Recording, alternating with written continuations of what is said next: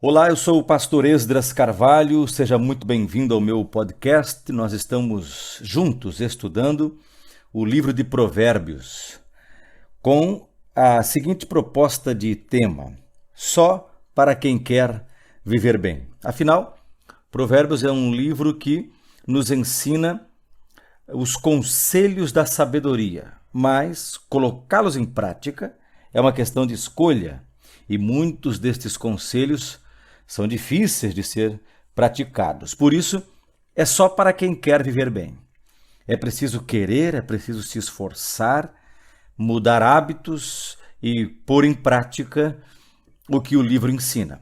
Hoje nós vamos estudar o capítulo 2. Vamos começar o capítulo 2 e vamos falar sobre o que eu estou chamando de fluxo e refluxo da sabedoria. Veja o que diz Provérbios capítulo 2, versículo 1 ao 4. Meu filho, se você aceitar as minhas palavras e guardar no seu coração os meus mandamentos, se você der ouvidos à sabedoria e inclinar o seu coração ao entendimento, sim, se você pedir inteligência e gritar por entendimento, se buscar a sabedoria como a prata e a procurar como se procuram tesouros escondidos. Nestes primeiros 4 versículos do 2º capítulo, aparecem 8 verbos que nos desafiam ao esforço, a sair de qualquer zona de conforto e conveniência. Aqui, como em todo o livro de Provérbios, a sabedoria é algo que custa. E custa caro. É preciso querer, e querer ao ponto de se esforçar a níveis extremos. Veja só os 8 verbos que aparecem nesses 4 versículos. Desde o versículo 1. Meu filho, se você aceitar as minhas palavras, eis aí o primeiro verbo. É eu que aceito algo que veio de fora. Algo que alguém está me ensinando. Eu tenho um ponto de vista X e alguém me sugere um ponto de vista Y. Eu abro mão do que eu já tinha, o X, e aceito o Y. Você sabe que isso nem sempre é fácil. Você sabe que isso às vezes custa caro para a gente. O segundo verbo é ainda no versículo 1, porque ele continua dizendo assim, e guardar no seu coração os meus mandamentos. Veja, o salmista já dizia, guardo a tua palavra no meu coração. Guardar é o segundo verbo. Então eu aceito esse novo parecer, esse novo ponto de vista, e eu guardo no meu coração. Esse é o segundo verbo. Perceba que são atitudes que nós tomamos de modo intencional. E aí vem o terceiro verbo no versículo 2.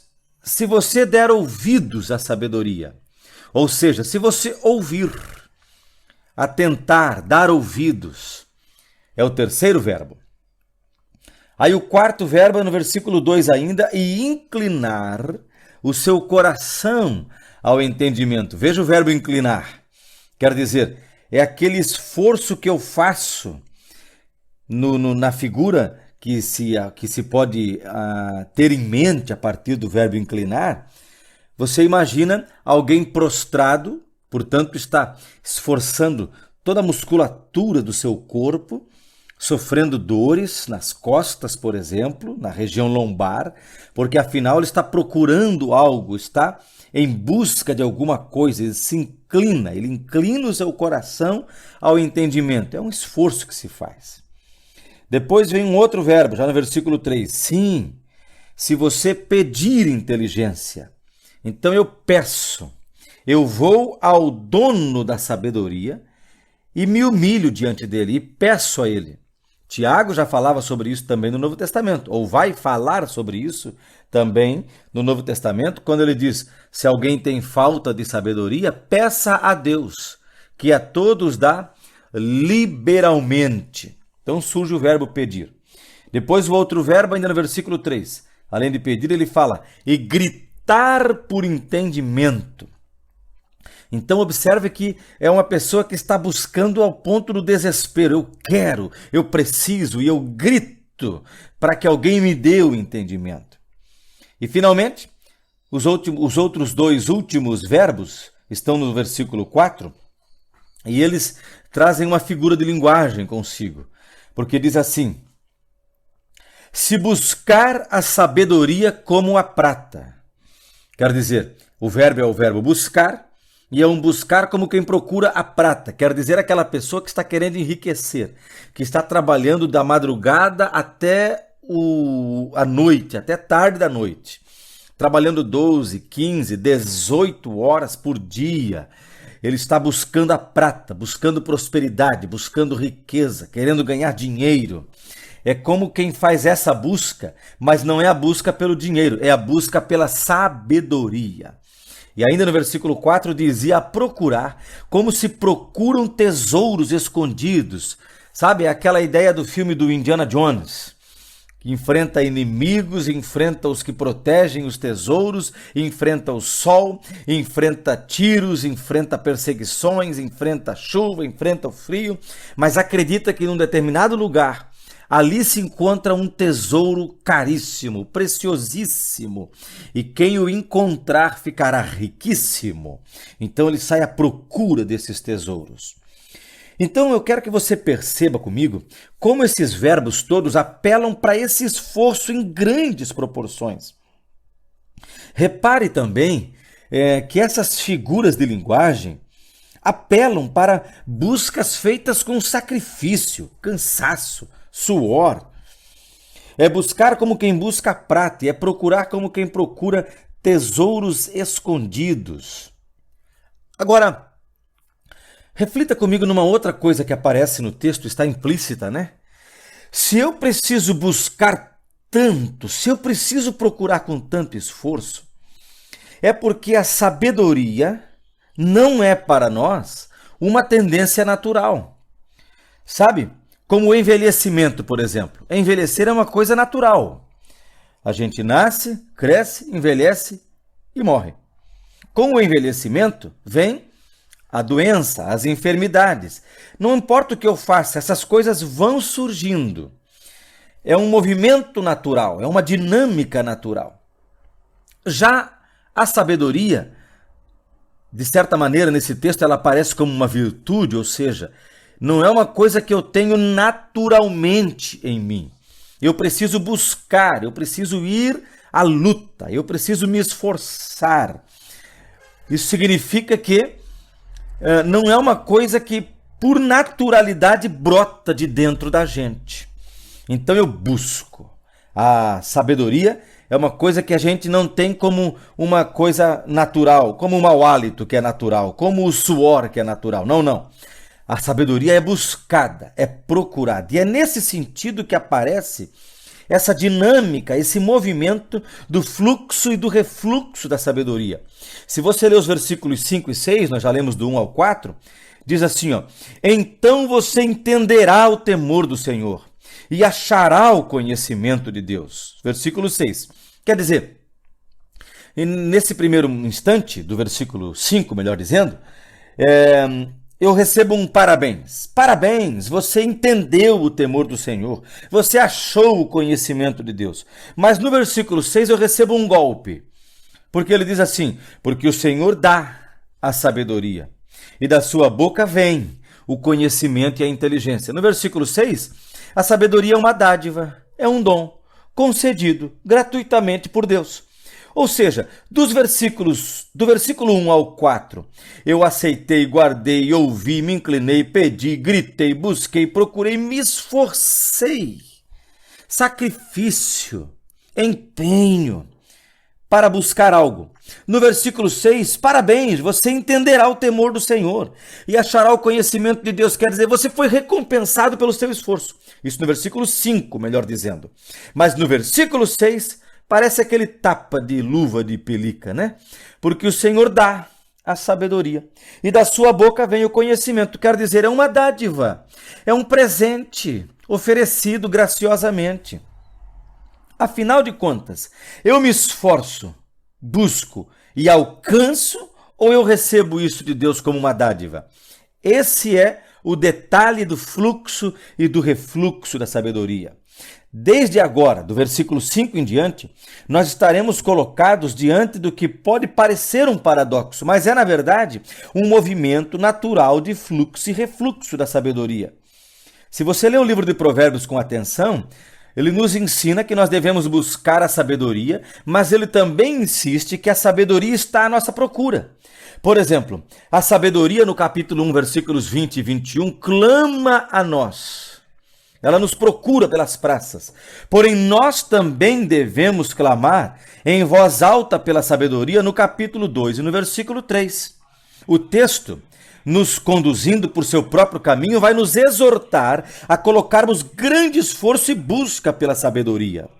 Então, no livro de Provérbios, a gente aprende que nós devemos buscar a sabedoria, mas o livro também insiste que a sabedoria está à nossa procura. Por exemplo, a sabedoria clama por nós em Provérbios 1 e 21. Ela clama nas praças, lembra? Porém, nós também clamamos em voz alta pela sabedoria, agora no capítulo 2 e no versículo 3. Esse texto está nos conduzindo por seu próprio caminho e nos exortando a colocar grande esforço em busca da sabedoria. Acabamos de ler isso em Provérbios 2, do 1 ao 4. Porém, o Provérbios também nos lembra enfaticamente que, numa última análise, a sabedoria é uma dádiva divina, versículo 6. Então, basta notarmos que o versículo 5 exalta e celebra a conquista da sabedoria, quando diz, então, você entenderá o temor do Senhor e achará o conhecimento de Deus, enquanto o versículo 6 nos prostra diante da bondade de Deus ao nos conceder a sabedoria, porque o Senhor dá a sabedoria e da sua boca vem o conhecimento e a inteligência. Portanto, em uma leitura apressada, pode-se ter a impressão de que trata-se de um paradoxo, mas eu prefiro chamar de fluxo e refluxo da sabedoria. Nós devemos buscar ansiosamente pela sabedoria, mas não a encontraremos se Deus não nos conceder. Por outro lado, Deus não nos concederá a sabedoria se nós não a buscarmos. Quando buscamos a sabedoria, Deus nos dá, e ao encontrarmos, nos tornamos retos e íntegros. Entretanto, Deus reserva a sabedoria para os retos. Isso vai dizer para nós Provérbios capítulo 2, a partir do versículo 7. Isto que Deus reserva para nós a sabedoria, ou melhor, reserva para os retos, para nós os que alcançamos a sabedoria e nos tornamos retos. Agora, veja que interessante, essa sabedoria só é dada aos retos, aos que alcançaram ou aprenderam a retidão. Porém, a retidão só é aprendida na medida em que nos tornamos sábios. Então, isso é o que eu chamo de fluxo e refluxo da sabedoria. Eu, reconhecendo que a sabedoria não é uma tendência natural minha, busco ardentemente pela sabedoria. E enquanto busco, Deus me dá sabedoria. Agora, Deus só me dá sabedoria porque eu estou buscando. Se eu não estivesse buscando, eu não encontraria, eu não receberia. Passo seguinte: recebo a sabedoria e, conforme vou agindo com essa sabedoria, demonstro retidão nas minhas ações. Porque estou agindo com retidão, recebo a sabedoria que é reservada aos retos. Mas eu não seria reto se eu não tivesse encontrado a sabedoria. E não teria encontrado a sabedoria se eu não tivesse buscado por ela. E porque busquei por ela, a encontrei. Então você percebe que não é um paradoxo, é um movimento de fluxo e refluxo. Eu vou em um fluxo desesperado de busca e volto num refluxo glorioso de quem encontrou. Mas me deparo com a carência de que a sabedoria não é dada de uma vez por todas e continuo nesse fluxo de quem busca pela sabedoria e sempre volto num refluxo de quem celebra ter alcançado a sabedoria que Deus me deu. É isso que eu chamo de fluxo e refluxo da sabedoria.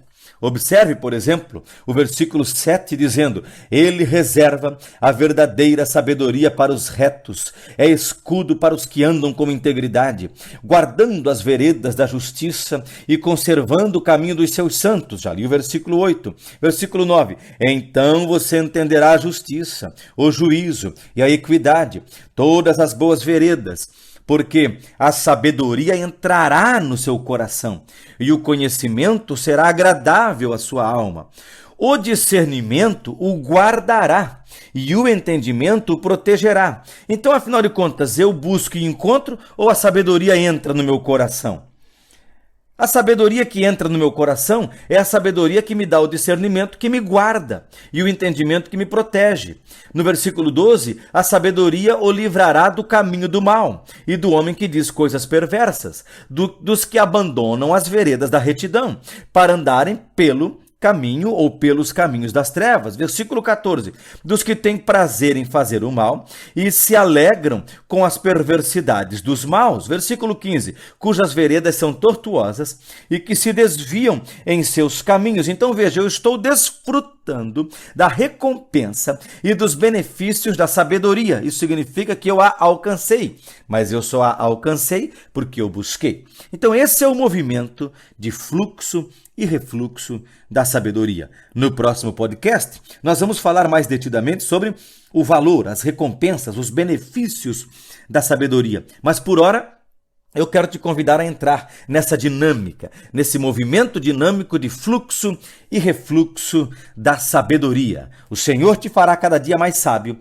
e quanto mais sábio, mais reto, mais íntegro, e quanto mais reto e íntegro, mais acesso à sabedoria o Senhor vai dando, e nesse movimento de fluxo e refluxo, nós aprendemos a viver para a glória de Deus. O Senhor te abençoe e até o nosso próximo encontro, se Deus permitir.